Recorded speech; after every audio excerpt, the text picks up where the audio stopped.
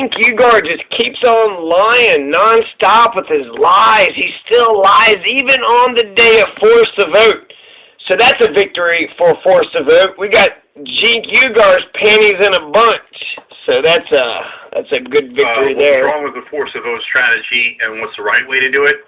And we're going to get constructive so that we can actually do it right next time instead of doing a couple of things that were critically wrong this time. I don't care. Critically wrong? Donald Trump won the election. I don't care. I don't care what the law is. I don't care who won. I hate America. I hate democracy. Oh, look at that. Because of force to vote, Kevin McCarthy's speaker. What a lucky break Republicans caught. Cenk Uygur, Pelosi wins speakership. Why force the vote failed. Young Turks, 22,000 views, streamed live 82 minutes ago. They got 5 million subscribers. So this is on today, January 3rd, 82 minutes ago. It's 9 o'clock. So Pelosi wins speakership in 3:57, 3:40, right in that mark. Let's hear it again. Let's just listen to it one more time just to make sure I'm not hearing things. It sounded to me that he said that force the vote might get Kevin McCarthy elected. I don't know. This has been debunked a million times, and this is the lie that he believed a month ago that got him to say no. He agreed with everything except for the Kevin McCarthy thing. He agreed with all of it. And here he he can't.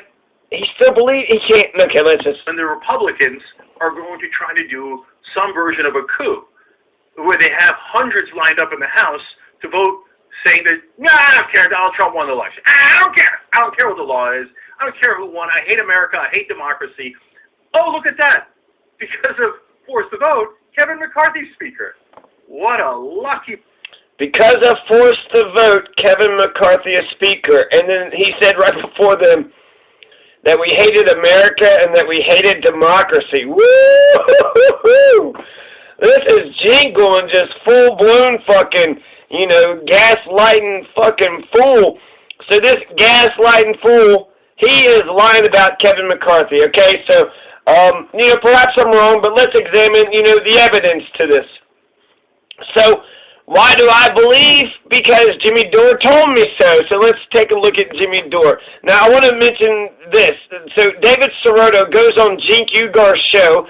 Cenk Uygur can say, hey, look, I'm friends with the great progressive David Sirotto. And then, Sirotto can say, hey, look at me. I'm, best friends with this, clown in the, the treehouse puppet show, right, in the playhouse. So the treehouse puppet show. So you have David Sirotto, he's the expert, and he needs money, right? So Cenk pays him some money. I'm sure there's something like that, right?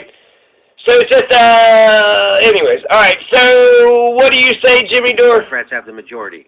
And how do I know this? Because Ryan Grimm was on right before David Sirotto came on and told me. So she has to go to the House floor, and she has to get 218 votes. Right. And Republicans aren't going to vote for her. And so if she can't get 218 Democrats, then there's no speaker. Right. And then it kicks back to the caucus, and then it's chaos, and then a whole bunch of people can run, and then somebody will emerge. Somebody would emerge from that process, who would then also need to unify the party and say we need 218 votes to get to and then it's chaos. The House.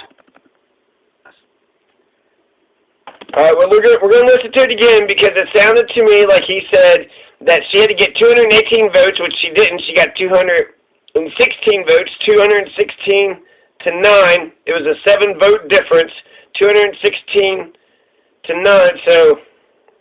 So I then, and by the way, what he's saying is this is not a fear. Kevin McCarthy can't become speaker. The Democrats have the majority.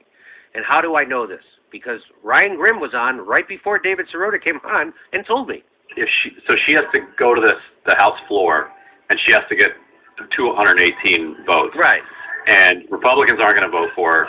And so if she can't get 218 Democrats, then there's no speaker. Right. And then it kicks back to the caucus, and then it's chaos.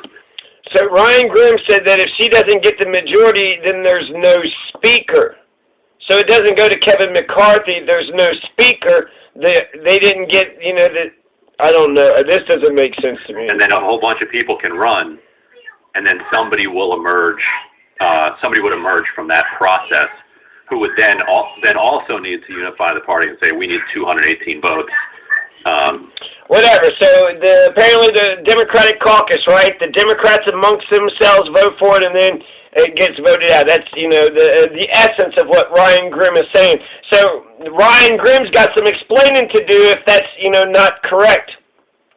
So Jimmy Dore needs to reinvite Ryan Grimm on and to explain how the Kevin McCarthy lie that Cenk Uygur keeps on spitting out over and over again is indeed a goddamn lie.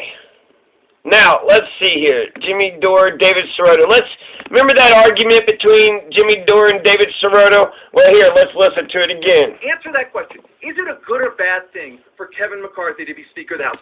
Is it a good or bad thing if Kevin McCarthy is the Speaker of the House? Why is he even asking this question? It's not a possibility. And David Sirotto, at the end of this, will admit that another Democrat can run and beat Nancy Pelosi. Don't deflect. Just answer that goddamn question. I think it would it be better or worse? Who knows? Question. Would it be a bad thing for Kevin McCarthy to be Speaker of the House? Answer it. If Nancy Pelosi is unwilling to put Medicare for all on the floor, what's the difference? Answer the question. What's the difference? If Nancy Pelosi is I'm willing. He says answer the question, and he answered the question with a question, which you're not supposed to do. But he was saying, what's the difference? If Nancy doesn't put Medicare for M4A up for a vote, neither will the Republican. It doesn't fucking matter. Neither one of them are going to do any progressive values or agenda that we need for them to do. So he did answer the question, and he was saying that it's basically equal, right? He wasn't saying one was better than the other, or he wasn't saying it was bad or good. He was saying that it's equally bad as Pelosi. I'm willing to answer the question and be honest and say the question is again, the question is a shit sandwich better than a shit sandwich? And he does answer the question. He answers it better now. Is a shit sandwich better than a shit sandwich? Is Kevin McCarthy's shit sandwich better than Nancy Pelosi? They're both shit sandwiches. Neither one are going to get us Medicare for all, so who gives a fuck? So Jimmy Dore does answer the question, but Jimmy Dore doesn't like the line of, the Kevin McCarthy smear bullshit. He doesn't like where the conversation is going, and so he's going to get mean and nasty. He's going to be an asshole. Now, nobody likes an asshole, but the question is, you got to ask is, did he have justification for being an asshole? Sandwich? Is that what you're saying? Is a shit sandwich better than a shit sandwich? This is not the argument. This is not the argument, David. You are framing as a human being, you're framing the argument incorrectly. As a human being, you're framing the argument as a human being who needs Medicare for all. People who have just lost their health care. As a human being, you're framing this incorrectly. As a human being, you're framing it incorrectly. Just so you know.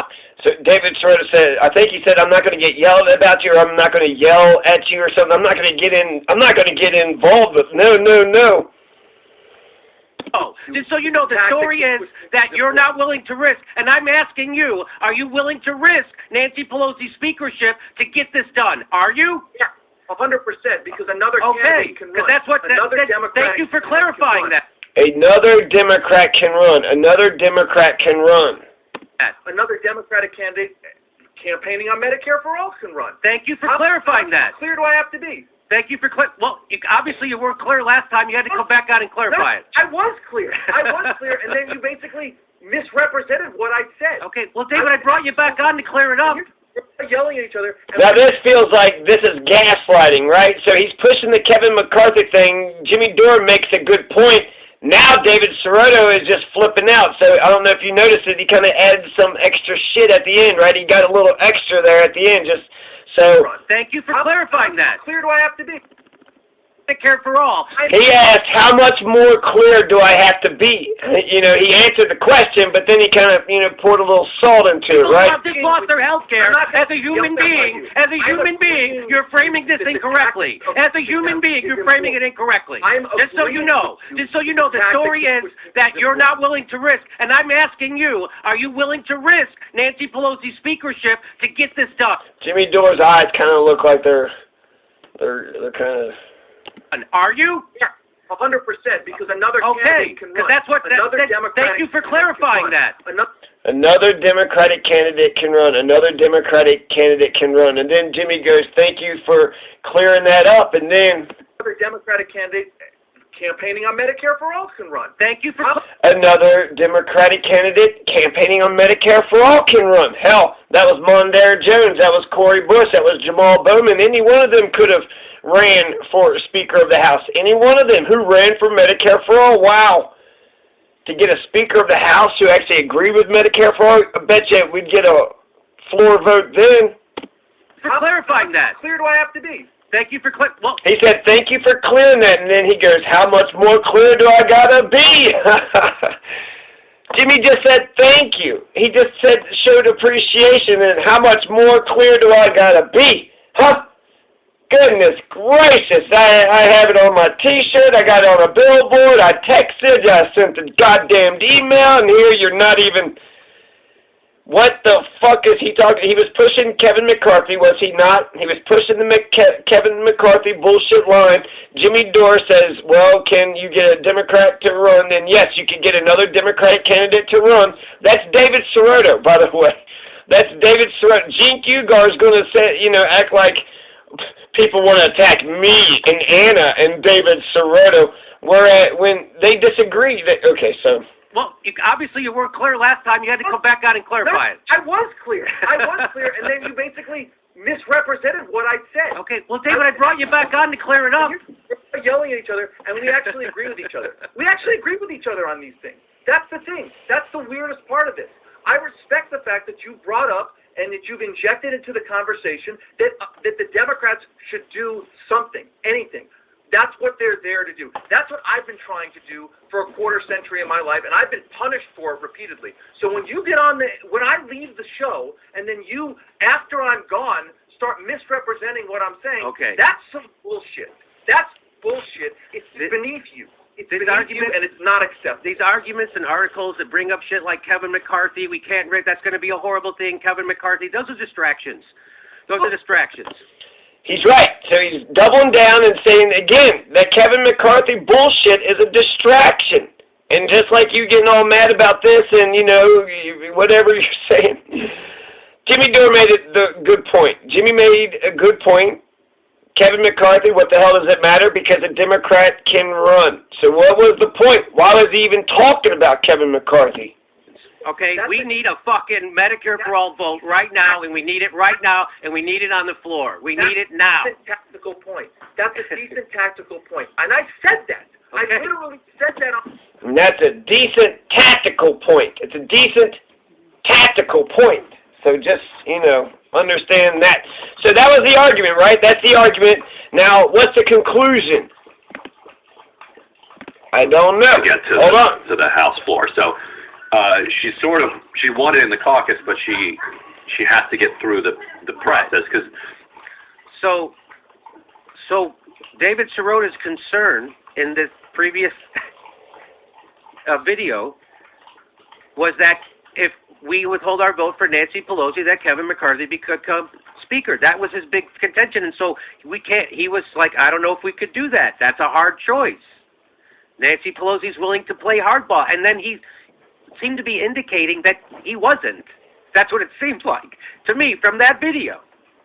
But he's wrong anyway, because as he points out, you don't get Kevin McCarthy as Speaker. That doesn't happen. That whole fear doesn't happen. You know how it happens? We go to the Congressional Research Service, and here's how you elect the Speaker of the House. The long-standing practice of the House is that electing a speaker requires a numerical majority of the votes cast by members for a person by amendment. It does not mean that any individual must necessarily receive a majority, currently at 218, of the full membership, because some members may not be present. What happens if no member receives sufficient votes? If no candidate receives the requisite majority of votes cast, the roll call is repeated. No restrictions are imposed on who may receive votes or the subsequent ballots. For instance, no candidate is eliminated based on receiving the fewest votes in the floor election, and a member's vote is not limited to individuals who received votes in previous ballots. So that was his whole concern. His whole concern was wrong. There is no concern for Kevin McCarthy becoming Speaker. And so why was he afraid to push that? Because he thought that Kevin McCarthy would become Speaker. That's what he was saying. So I'll have to, read what he just read a little bit closer and think about it more. But I think Jimmy Dore puts a good argument. He reads the rules, right? He reads the rules. David Sirotto himself says a Democratic candidate could have run. How can it be any other way? You don't just give Pelosi the goddamn crown every time. Of course another Democrat can run. And so you're not just handing it to Kevin McCarthy amongst the Democrats. You're having an election amongst the Democrats.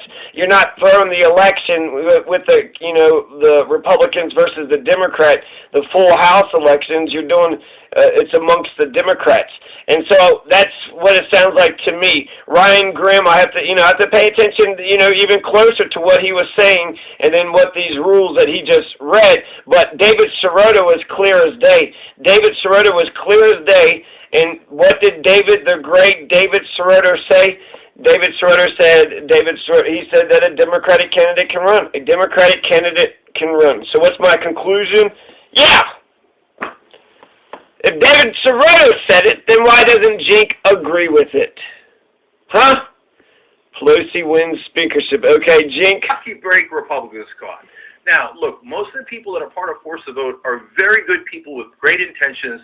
There's tons and tons of Republicans in there. You look at the handles and you click on them, MAGA guys, and they love it. They're like, yeah. He's just spreading fucking bullshit propaganda. He is gaslighting the motherfucker, I swear.